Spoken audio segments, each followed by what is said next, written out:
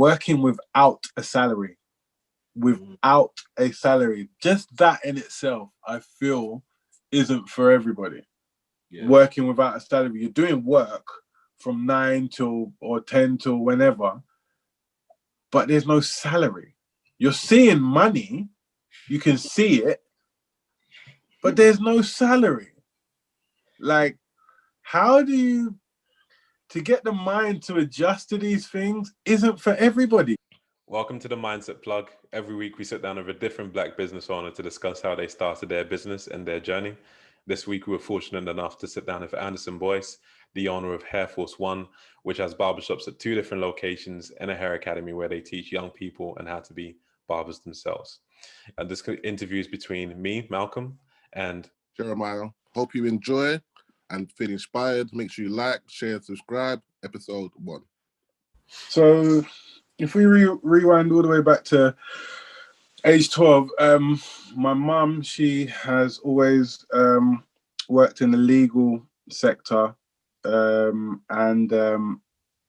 back in the day, it wasn't uncommon for people to have a side hustle. I mean, today it's not uncommon for people to have a side hustle, but like mothers, single parent mothers, a lot of them had little side hustles to try and keep ends met, per se. So one of my mum's side hustles was hair, and she always used to do Auntie Blah Blah's hair and Auntie Jacqueline's hair and Auntie Daphne's hair and rare. So I always saw that growing up. On the weekends, I always saw aunties coming around and getting it. One day she comes home, my mum comes home with a VHS.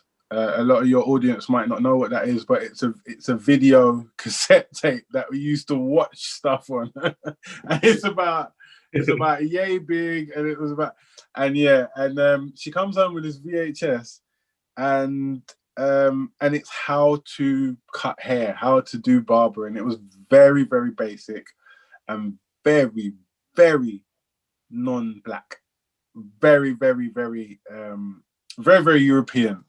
It was not inclusive in the slightest. I think it had a few haircuts on it, and none of their hair looked like mine. Anyway, that was enough for me. That was enough for me. After watching that tape, I said to myself, "Oh, there's something here that I can take on board. There's something here that I can practice." So between the ages of about 12 to 17, I think my first professional job was in a barbershop was age 17. From age 12 to about 17, I'm relying on friends, family, brothers, uncles, anybody who will let me mash them up. Anyone who will let me just mash them up, like give them an interpretation of a fade, but not quite the fade. You know, give them a shape up, but I don't really know what you'd call it, kind of thing. Yeah, that, you know, it was the learning years. It was the learning years, and that's what I was doing between like age 12 and 16. I was just practicing this thing. I had no idea at the time, or no plans at the time for it to ever become a part of my life or a major part of my life or anything like that. This was just literally something that, oh, my mum does hair on the side, so maybe something that I can do. And that was it. That was it. Just like, you just went in there and just said, I can cut. Let me show you what I can do. Yeah, so once again, went to one of the more popular spots in the area at the time. This is going back a long time ago. And yeah, pretty much that. I was honest. I didn't try and make out that was something I wasn't, and I've got years of experience that I didn't have. I was honest. I said, look, I've been doing it a few years. It's something I really enjoy. I want to take the next step. Do you have a platform that will facilitate that? And thankfully, the answer was yes. I will never forget my very, very, very first haircut. It was on a Saturday morning. I can see the man's face now. I swear to God, I'll take this to my grave with me. At the time, the Hightops were in. Yeah. The Hightops were in. And only God knows why the owner of the shop let me loose on some guy's high top, but oh my gosh, he was a dark skinned man. He had glasses. I think he was of West Indian origin. And I tell you something, I couldn't have mashed that up any worse if I tried to. Like I think I hit so high on the worst scale that even if I wanted to do it worse than I did, I don't think I would have. He was livid. He went to the shop owner, and funnily enough, the shop owner was a Chinese man, believe it or not. And black barbershop, yeah, all the barbers in there were black, and you know, most of the customers were black and so on and so forth. But he was livid. He was absolutely livid. He was livid. He was livid. He was livid. But that day, I learned a very, very important lesson. And that lesson is something I still tell staff and students and everybody coming into the game today.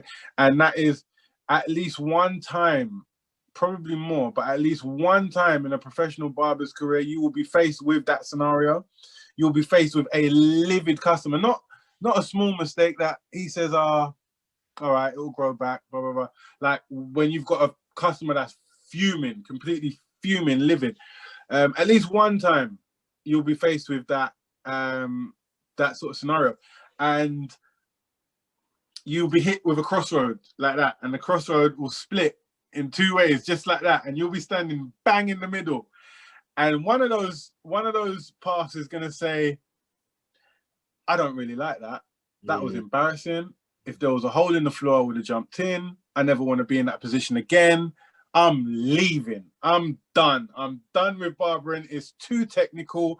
It's too intense. It's not for me. You have that, or you have the other path that says something like, do you know what? That was really, really rough, but I'm going to do everything within my power to ensure that that situation never, ever happens again.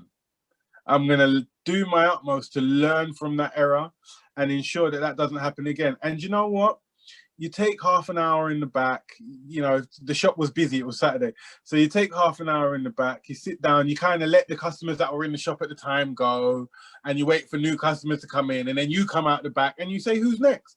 And that's it. You get back in, like you get up and you get back at it. And that day is the day I learned that. And I kid you not, till this day, till today, because it still happens, I'm dealing with students, like, mistakes happen. Till this day, I still tell that story till this very day. You know what was crazy? I feel like there's some consumers in barbershops that even if you give them the perfect shape up and the perfect trim, there's always that one that be like, yeah, there's nothing, you mean, you can't get it right in a sense. So that must be a massive challenge, especially for the newcomers that are. Like, your hairline was messed up before you even came in here. If you was a magician or something like, bro. Yeah. For people that are thinking about starting a barbershop, how's the actual move? Like, how do you create that brand? That is it just a case of, you know, you just get the premises, start renting a shop, and then you just put a sign on the board, we cut hair here, and people just show up? Reputation precedes you in this industry. Your reputation will precede you. So when you do a good haircut in this industry, in the realms of barbering, you have a walk-in advertisement for the right reasons. When you do a bad haircut, you have a walk-in advertisement for the wrong reasons. So your reputation in this industry is everything. People will go where there's a good reputation. People will go where there's a good reputation, where they know that they're going to get what they're going to get for their money. So I've noticed that those Timmies and Bobbies and no-names who just put up a shop somewhere saying we cut hair here, they're going to struggle. They struggle.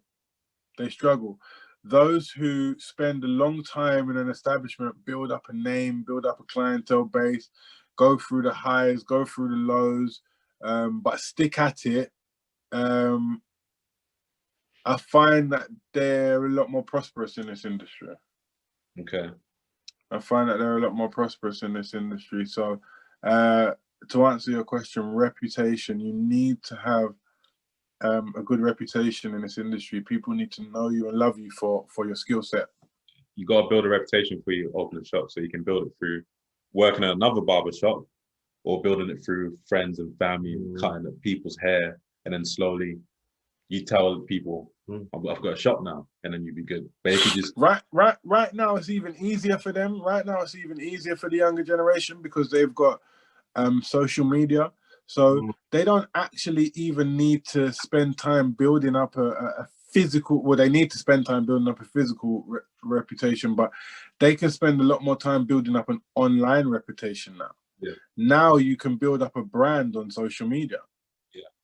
You know, and you can shout that brand out as loud as you like to as many followers and friends as you like. It's incredible. So it's even easier for them now. But that's part of the process. It's that your reputation. You need a reputation. Yeah. Could you go in more depth regarding the struggles and financially? Because I feel like some people listening right now may have started a business the first year, first 2 years, and they're struggling. They think, you know what, this is my passion, but I'm considering giving up right now. So could you just let them know, you know, that, there's a light at the end of the tunnel. Yeah, there is. There absolutely is. Like I was stuck to this thing that I had devoted myself to, but wasn't really doing much outside of me being able to generate the monthly rent, pay a couple of things, and that was about it. It wasn't doing much apart from that. So that was where the mist began to settle, and that light at the end of the tunnel became harder and harder and harder to see, because you're just going through this hamster wheel, this continual 6-day week that doesn't change. Yes, you know, you're getting money and you're seeing customers and whatnot, but in the realms of a whole business, you're barely scraping the surface. You're barely even scraping the surface. So there was many a month in year 1, year 2 where financially, you know, it was tough, more than tough. I wasn't able to, you know, things didn't get met. Pay the most important things, but the things of least importance, you know, tell them that they have to wait, tell them that next month is their month. Working without a salary, just that in itself, I feel, isn't for everybody. Yeah. Working without a salary, you're doing work from 9 till or 10 till whenever, but there's no salary. You're seeing money, you can see it, but there's no salary. Like, how do you, to get the mind to adjust to these things isn't for everybody. It's not for everybody. Some people say, you know what? Nah, forget that. Let me go work for my man. My man will pay me £1,500, £2,000 a month. That's that. I know what I'm dealing with. But now I'm working from, you're now working 24 hours a day, because your brain is now not allowed to turn off.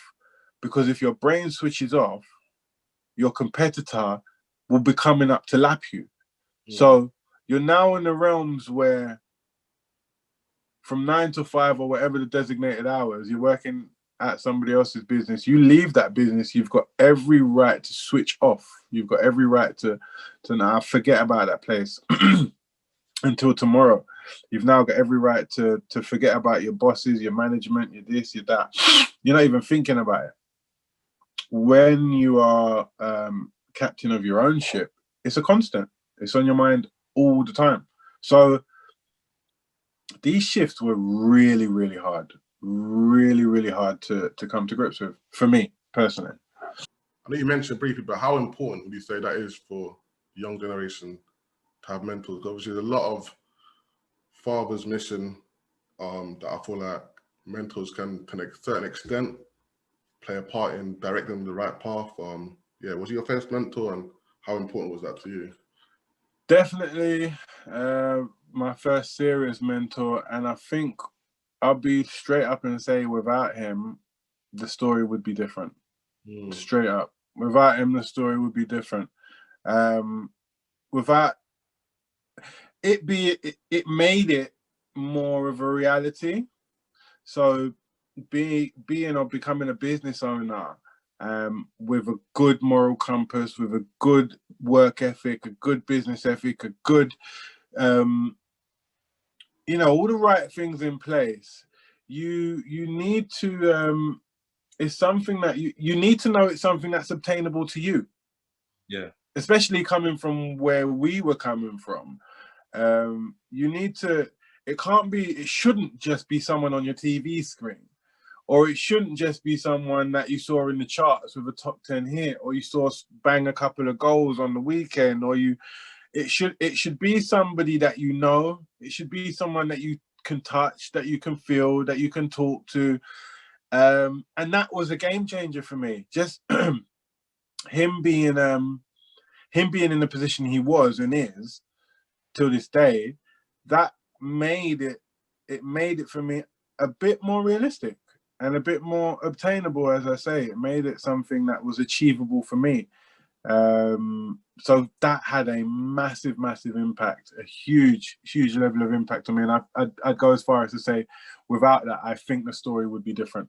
So to answer your question, to fast forward to the ending of your question would be, yes, it's something I think we need in abundance. I think we need it in abundance. Guidance, mentoring, mentorship.